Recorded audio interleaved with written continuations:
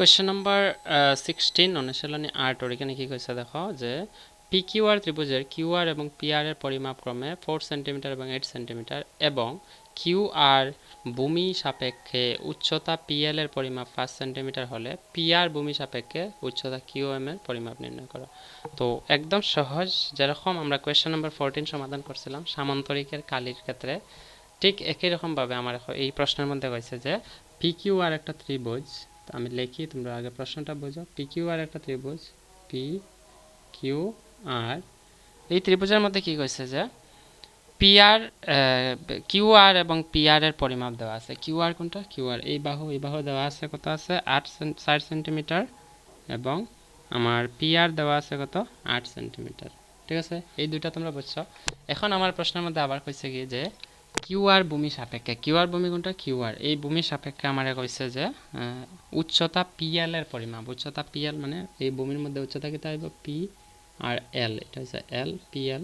PL এর পরিমাপ কত আছে 5 সেন্টিমিটার, 5 সেন্টিমিটার এবং PR ভূমি সাপেক্ষে উচ্চতা QM এর পরিমাপ। PR ভূমি কোনটা? PR যদি ভূমি ধরে উচ্চতা QM কোনটা হইব? এটা হচ্ছে QM।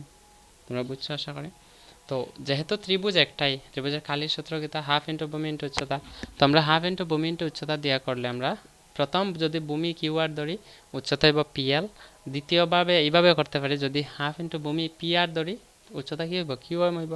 তো এখানে আমরা একইভাবে সমাধান করতাম, কিভাবে যেরকম আগে দিয়া দিছিল।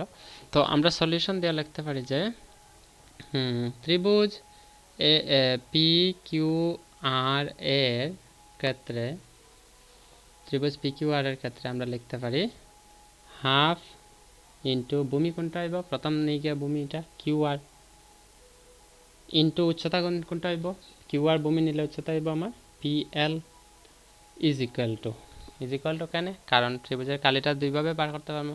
প্রথম ভূমি QR নিয়া এবং উচ্চতা PL নিয়া, এবং দ্বিতীয়ভাবে কিতা ভূমি হাফ ইন্টু ভূমি কোনটা নিতে পারি PR ইন্টু উচ্চতা কোনটা নিতে পারি QM। বুঝা গেছে আশা করি। এখন আমরা সমাধান করলে পাইলেই কেটা লাগে পাইমো, কারণ এখানে ভূমি উচ্চতা দেওয়া আছে, আমার QM অটোমেটিক বাড়ি আইব। তো হাফ ইন্টু QR ভূমির দৈর্ঘ্য কত আছে? QR ভূমির দৈর্ঘ্য আছে 4 ইন্টু PL এর ভূমির দৈর্ঘ্য হলো 5 is equal to half into PR বাহুর দৈর্ঘ্য আছে অর্থাৎ ভূমির দৈর্ঘ্য হলো 8 ইন্টু QM বাড়াইত, মানে QM উচ্চতার দৈর্ঘ্য বাড়াইত। এখন আমরা দেখো এই দুই দিয়ে আছে, দুই সাইডে ভাগ দিলে 2 দুগুণে 4, এই 2 দিয়ে 8 ভাগ দিলে 4 দুগুণে 8।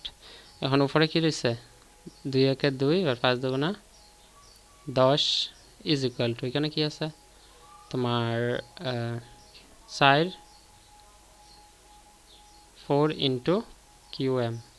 ঠিক আছে, তো 4 ইন্টু QM থাকলে QM এর লগে এখানে 4 পূরণ আছে, এদিকে এলে কি হইব সমানে ডান দিকে পূরণ থাকলে বাম দিকে এলে ভাগ করলে আমি 4 দিয়ে করলে আমি কি পাইমু QM।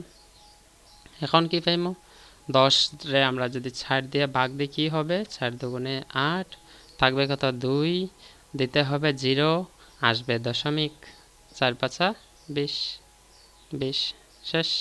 আমার আনসার কত হবে 2.5 সেন্টিমিটার। আমরা লিখতে পারি যে অতএব QR উচ্চতা বা উন্নতির দৈর্ঘ্য 2.5 সেন্টিমিটার। আশা করি বোঝা গেছে, একদম সিম্পল। তো কোয়েশ্চেন নাম্বার 17 এর সলিউশন তোমরা নিচে পাইবা, ডেসক্রিপশনে লিঙ্ক আছে। এবং যদি সব ভিডিওগুলো বা এই অনুশীলনী R-2 যদি সব সমাধান যদি তোমরা একলগে দেখতে চাও, তো প্রথমেই দেখবা একটা লিঙ্ক আছে যে প্লেলিস্ট আর অনুশীলনী R-2 প্লেলিস্ট ভিডিওর। ঠিক আছে, এই প্লেলিস্টে ক্লিক করলে টোটাল অনুশীলনী R-2 মধ্যে 25টা অঙ্ক আছে, সবগুলো ডিটেলসে তোমরা একটা 1 by 1 তোমরা দেখিয়ে যেতে পারো। ঠিক আছে, so see you in the next video. Until then, keep watching, keep sharing and take care. Bye bye.